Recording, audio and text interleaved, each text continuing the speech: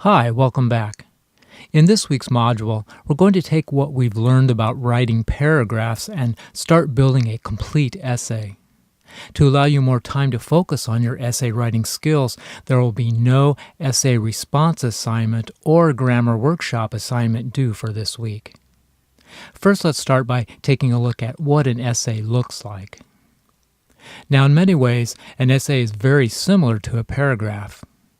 A paragraph and an essay both have a main point, usually stated at the beginning. In a paragraph, the main point is the topic sentence. In an essay, the main point is the thesis, or what is sometimes called the thesis statement. A paragraph and an essay both have a body section that explains and supports the main point. In a paragraph, the body section contains a series of sentences. In an essay, the body section contains a series of paragraphs. Another similarity is that paragraphs and essays can be of the same type. For example, you can write a narration paragraph, and you can write a narration essay.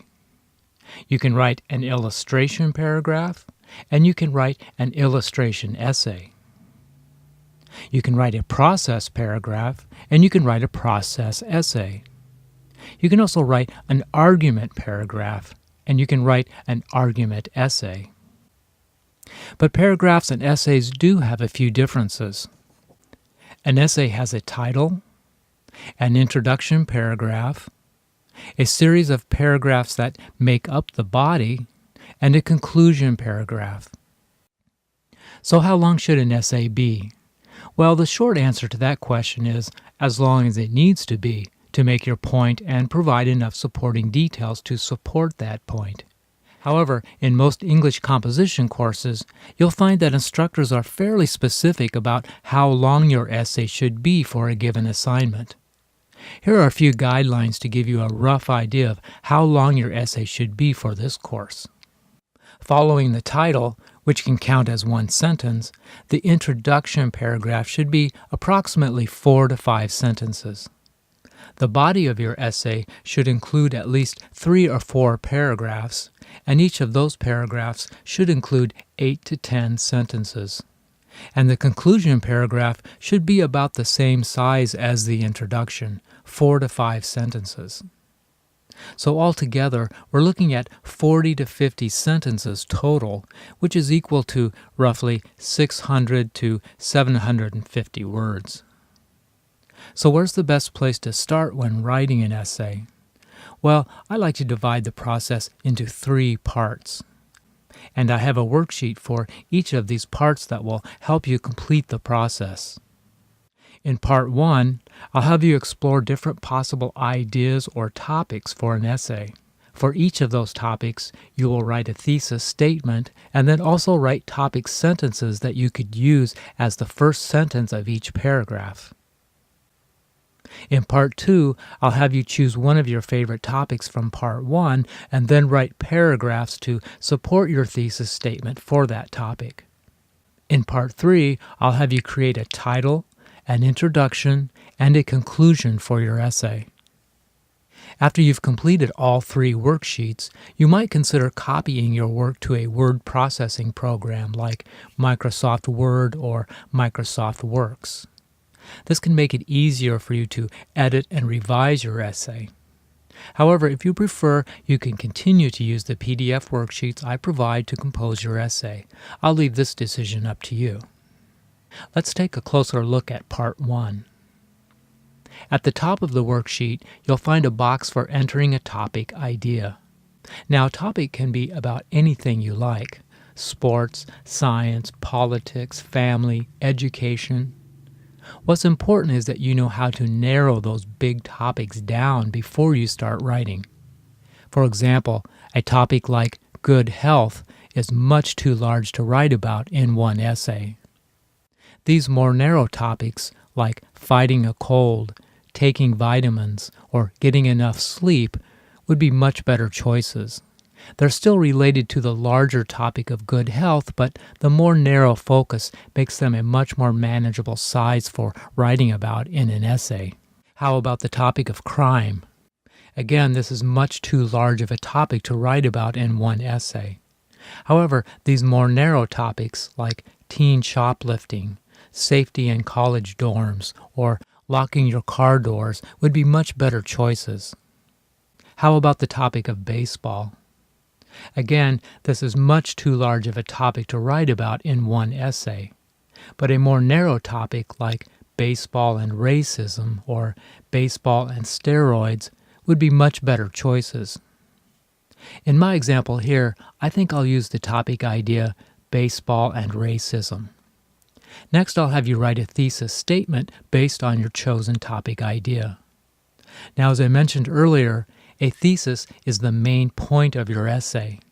It's the basic idea that you want to share with your readers, and it can also be an opinion that you have about a particular topic. A thesis is usually located in the introduction paragraph of your essay, and in many cases, it is the last sentence of the paragraph. Let's take a look at some examples. If your essay topic is about baseball and racism, a good thesis statement might sound something like this. Although 60 years have passed since Jackie Robinson faced segregation in professional sports, racism is still alive and well in baseball. This kind of thesis statement first tells the reader that your essay is about baseball and racism, but it also includes an opinion. Racism is still alive and well in baseball. How about an essay about quitting smoking?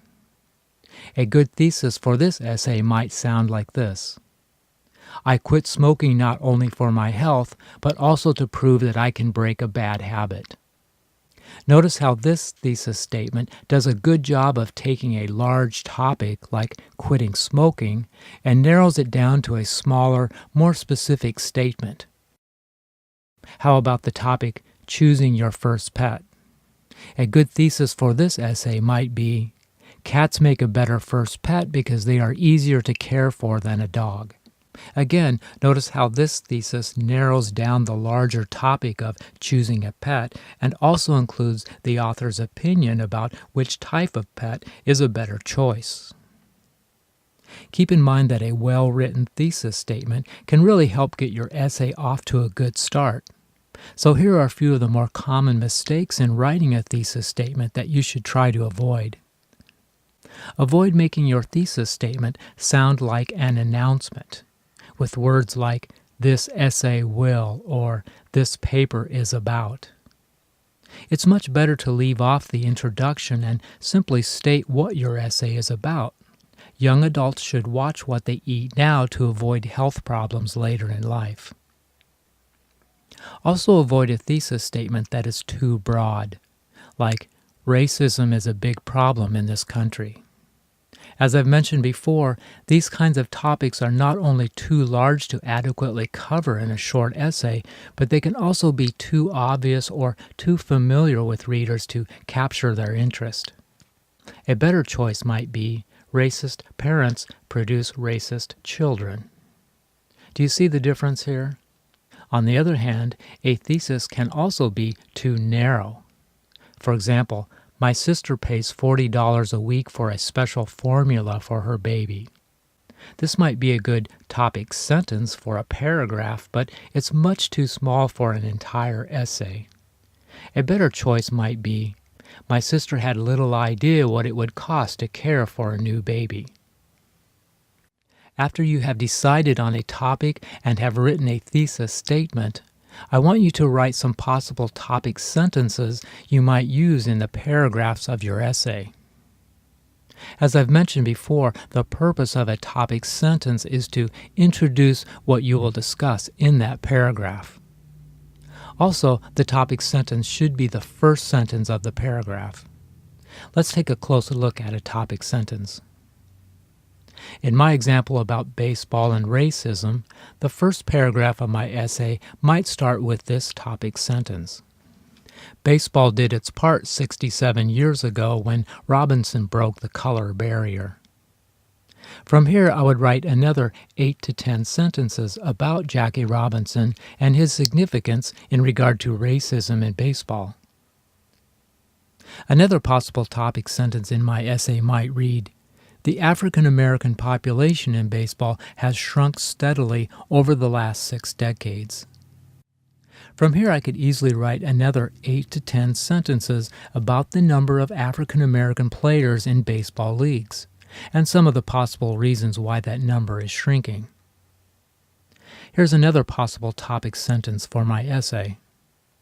There are times when the baseball industry feels helpless against racism. Again, from here I would write another 8 to 10 sentences all about the baseball industry's position on the subject of racism. Or how about urban baseball programs show promise for improving the racial diversity of professional teams? As you'll see in the Part 1 worksheet, I want you to come up with 4 different possible topic ideas that you might write about in a complete essay, along with a thesis statement for each of those topic ideas. Next, I'll have you write 4 possible topic sentences you might use to start off each paragraph in that essay. This type of exploration should give you a fairly good idea which topic idea might work best for a complete essay. As you'll see in Part 2, I want you to choose one of those topic ideas from Part 1 and then start developing paragraphs for your essay. But first, we need to decide what type of essay to write. Do you want to write an illustration essay, where you make a point and then use examples to support that point? Or maybe a description essay, where you explain something by describing how it looks, sounds, and feels? How about a narration essay, where you tell a story with a sequence of events?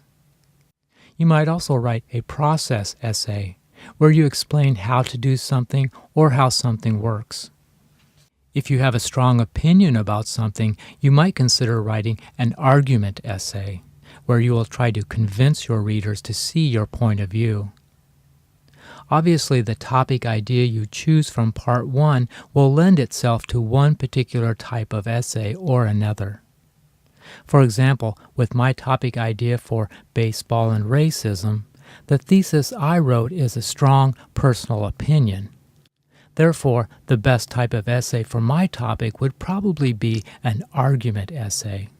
So I'll go ahead and check this box on the worksheet. Your textbook does a nice job of explaining each of these essay types in more detail, so be sure to look through chapters 5 through 13 to see more examples. From here, I want you to write a complete paragraph for each of the topic sentences you created on page 1. I've provided you plenty of space here to write at least 8 sentences for each paragraph. Remember that these paragraphs will become the body section of your essay. In Part 3, you'll be adding the final components to your essay: a title, an introduction, and a conclusion. So let's take a closer look at each of these parts. So what makes a good title? Well, coming up with a good title is mostly about using your own good judgment and creativity. However, there are a few basic rules you can follow to help in the process. For example, a good title is usually short and to the point. A good title should in some way reflect your thesis. And a good title should be creative. Let's take a look at a couple examples. In the Anna Lappe essay, her thesis reads, "Today, junk food marketing happens in so many places and in so many ways that it's often behind parents' backs and beyond our control." Now let's see the title she created. "Not Lovin' It, Moms and McDonald's Don't Mix."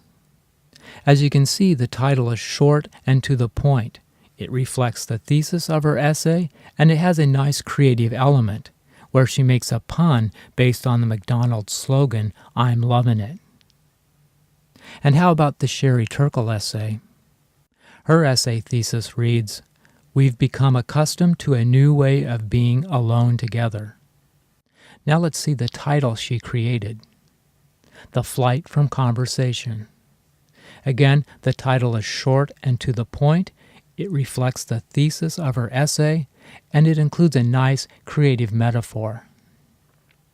In your worksheet for Part 3, I want you to write a title for your essay using the guidelines I've just explained. In my sample essay on baseball and racism, I've come up with the following title: Strike 3 for Racial Equality in Baseball. The next step in Part 3 is to write an introduction paragraph for your essay.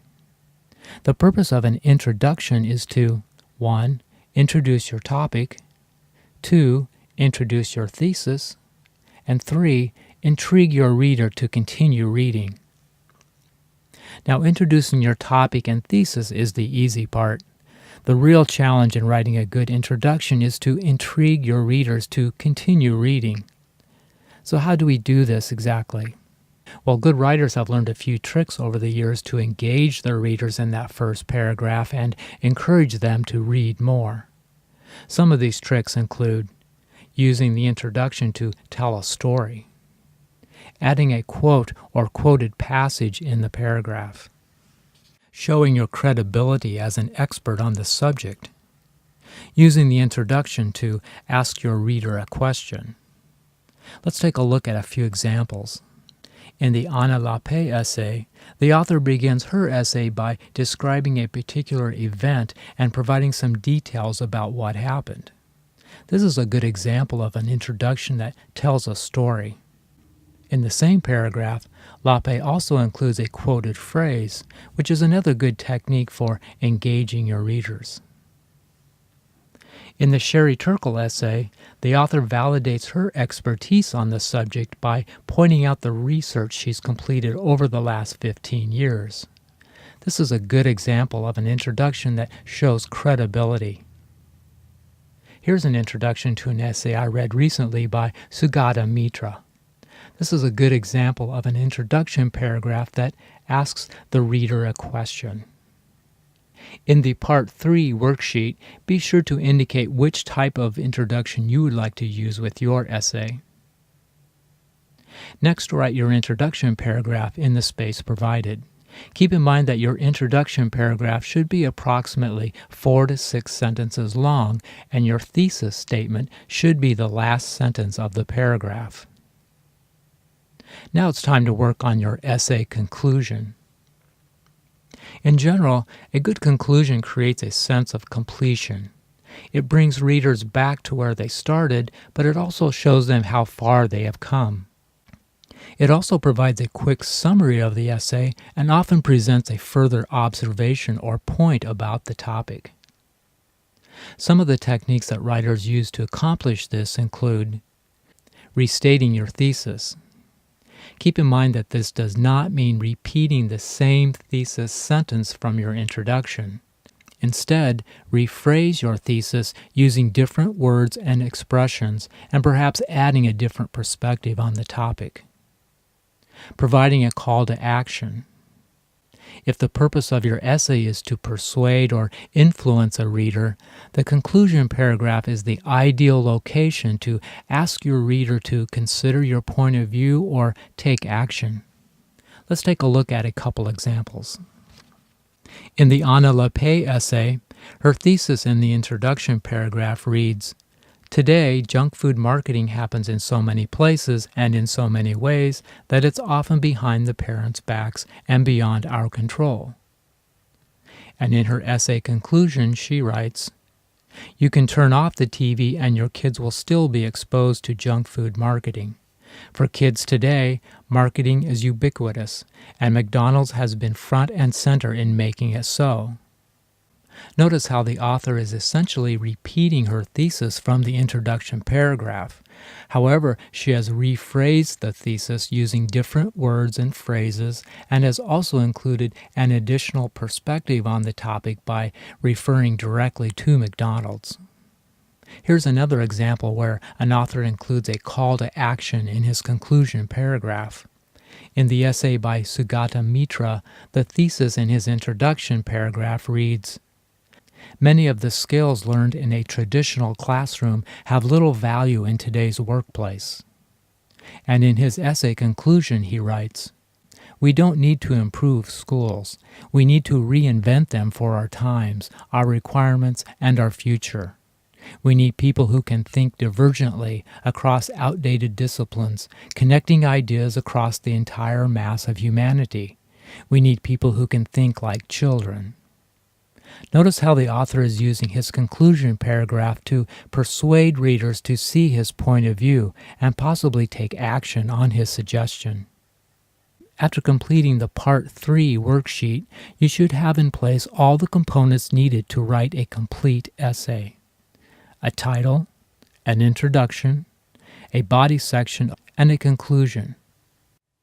As I mentioned earlier, this might be a good time to combine all of the essay components you've written so far into one document, using perhaps Microsoft Word or Microsoft Works.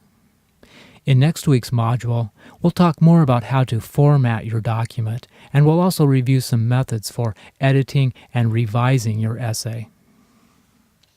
So that's it for this week. Remember that the only assignment due for this module is completing the 3 essay worksheets listed below. If you have any questions about the assignment, please contact me through the Angel Course email. Have a good week, and I'll see you next time.